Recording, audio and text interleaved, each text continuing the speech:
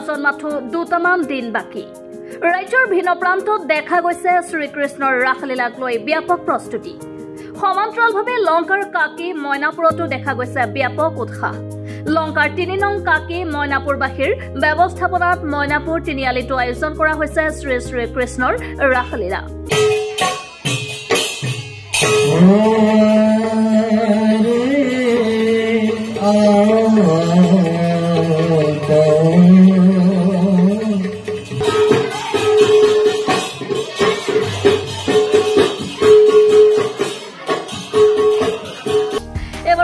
সত্ৰসমূহৰ নিচনাকৈ গুৰুজনাৰ আদৰ্শৰে আধাৰিত এক ব্যতিক্ৰমী ৰূপেৰে কণ কণ শিশু তথা যুৱ প্ৰজন্মক অগ্ৰাধিকাৰ দি ৰাসলীলা উপস্থাপন কৰিব বুলি জানিবলৈ দিছে উদ্যোক্তাসকলে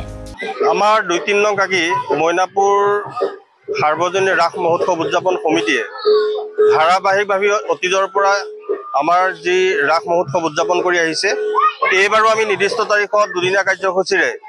এই স্থানতে আমি ৰূপায়ণ কৰিম আমাৰ এইবাৰ নতুনত্বৰ এটা প্ৰয়াস কৰা হৈছে আমাৰ যি উঠি অহা নতুন প্ৰজন্মক আমাৰ শংকৰী যি আমাৰ শংকৰদেৱৰ যি সৃষ্টি কেলিগোপাল নাটৰ এই ৰাসত আমি অসমৰ উজনি অসমৰ নৃত্য বা সত্ৰীয়া নৃত্য দুই এটা সংযোজন কৰি উঠি অহা প্ৰজন্মক প্ৰাধান্য দি আমাৰ বালক কৃষ্ণ শিশুকালৰ যিখিনি মঞ্চৰ ৰূপায়ণ তাত এইখিনি আমি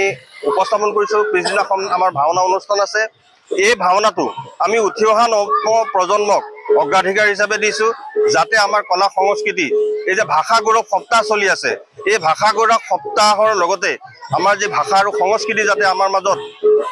ধাৱমান হয় সকলোৱে যাতে সেই সংস্কৃতিত জড়িত হৈ পৰে তাৰ এটা শুদ্ধ মঞ্চ তৈয়াৰ আমাৰ ইয়াত আমি দিয়াৰ প্ৰয়াস কৰিছোঁ ৰাসৰ প্ৰস্তুতি আমাৰ দুদিনীয়া